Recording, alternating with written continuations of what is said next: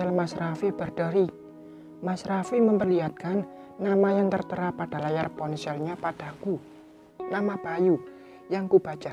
Aku mengangguk, memberikan isyarat pada Mas Raffi untuk mengangkatnya. Sebentar ya, ucap Mas Raffi seraya mengecup pucuk kepalaku. Aku membereskan piring kotor dan menyimpannya di wastafel. Kemudian mengambil buah apel dari kulkas dan mengupasnya, memotong kecil-kecil untuk aku nikmati bersama Mas Raffi. Ateh, Cici mau itu.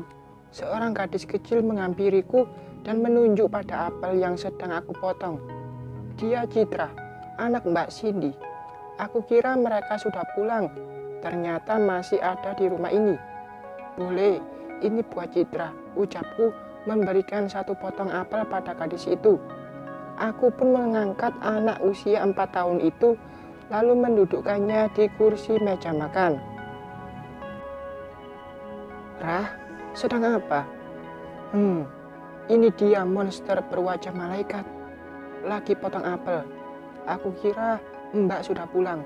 Soalnya rumah sudah sepi, ujarku tanpa melihat wanita itu. Belum, aku nunggu Mas Rafa yang jemput. Rah, aku minta maaf ya, tadi sempat nuduh ibumu. Aku orangnya termasuk yang frontal kalau melihat kejadian seperti itu. Tapi aku menyesal, Rah. Karena apa? Karena aku melihat sesuatu yang ganjal. Aku jadi yakin kalau ibumu difitnah. Tanpa diminta, tanpa dipancing, Mbak Cindy langsung duduk dan berkata demikian.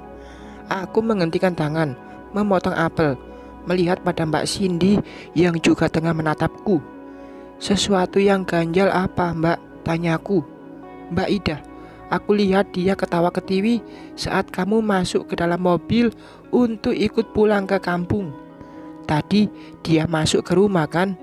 Nah, aku ikutin dan aku lihat dia ketawa ketiwi gitu. Nih, kalau kamu gak percaya, aku sudah videoin. Aku mengambil ponsel dari tangan Mbak Cindy, melihat rekaman Mbak Ida yang tengah tertawa. Tega sekali ya Mbak dia, ucapku sendu. Memang, aku jadi menyimpulkan jika Mbak Ida yang memfitnah ibumu. Semalam dia akan tidur di kamar mama, jadi dia bisa leluasa mengambil dan membawa barang milik mama, ucap Mbak Cindy dengan yakin.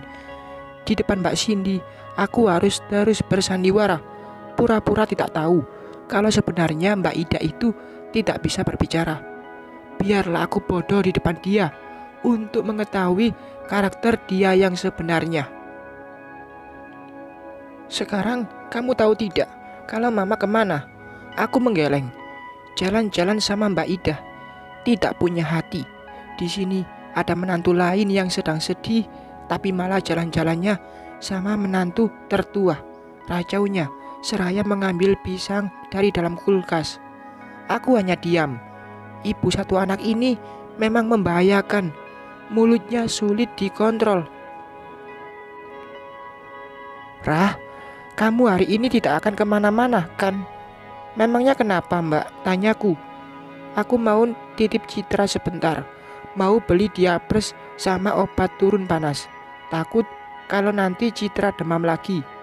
Bukannya Papa sudah kasih obat penurun demam buat Citra. Papa mah kasih obatnya juga yang murah, yang biasa, bukan yang bagus. Jadi lama sembuhnya. Aku mau beli yang paling bagus ke apotik, biar Citra cepat sembuh, tuturnya. Iya, Kak Papa. Citra sama aku aja di sini. Senyum mereka terukir di bibir merah Mbak Cindy. Kemudian dia pun pergi ke kamar untuk bersiap-siap. Aku membawa Citra serta piring berisikan apel ke ruang televisi. Duduk di sana seraya menonton acara TV. Rah, ini HP Citra. Dia suka main YouTube. Lihat-lihat Barbie di sana. Aku titip Citra ke kamu bentar ya. Oke Mbak, aku berangkat ya. Bye.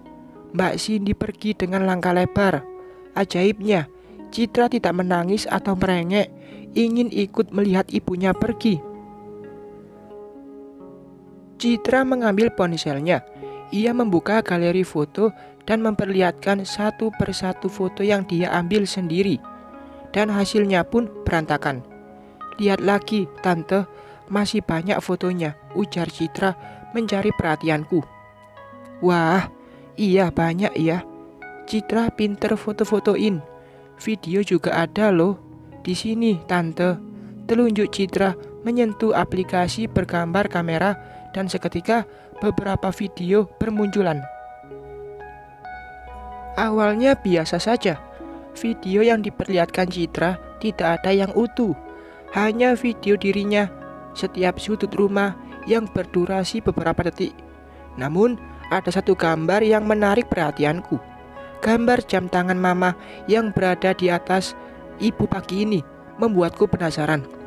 "Citra, itu tadi video apa?" tanyaku pada gadis kecil itu. "Yang mana?" "Yang tadi, gambar jam tangan putih," jawabku. "Enggak ah Tante, ini aja. Ini bunga di rumah Cici loh." Citra memutar rekaman bunga mawar yang tengah bermekaran. Namun, aku tidak tertarik. Aku malah penasaran dengan gambar jam tangan putih milik mama. Aku yakin itu memang milik mama yang tadi ada di tas ibu. Barang yang jadi bukti atas fitnah yang ibu terima. Tapi bagaimana aku melihat itu? Sedangkan Citra tidak mau memutar rekamannya. Citra kan pinter. Citra mau gak videoin Tante pakai HP Tante? Tapi nanti harus senyum ya, biar bagus videonya, seru anak itu." Aku langsung mengangguk setuju. Ponselku sudah di tangan Citra, dan ponsel milik Citra aku ambil. Aku membuka rekaman video yang tadi mencuri perhatianku, dan benar saja, itu jam tangan milik mama. "Senyum Tante." Aku tersenyum meski terpaksa. Video itu memutar memperlihatkan jam tangan putih yang dipenuhi permata tengah berjejer dengan mainan Lego milik Citra.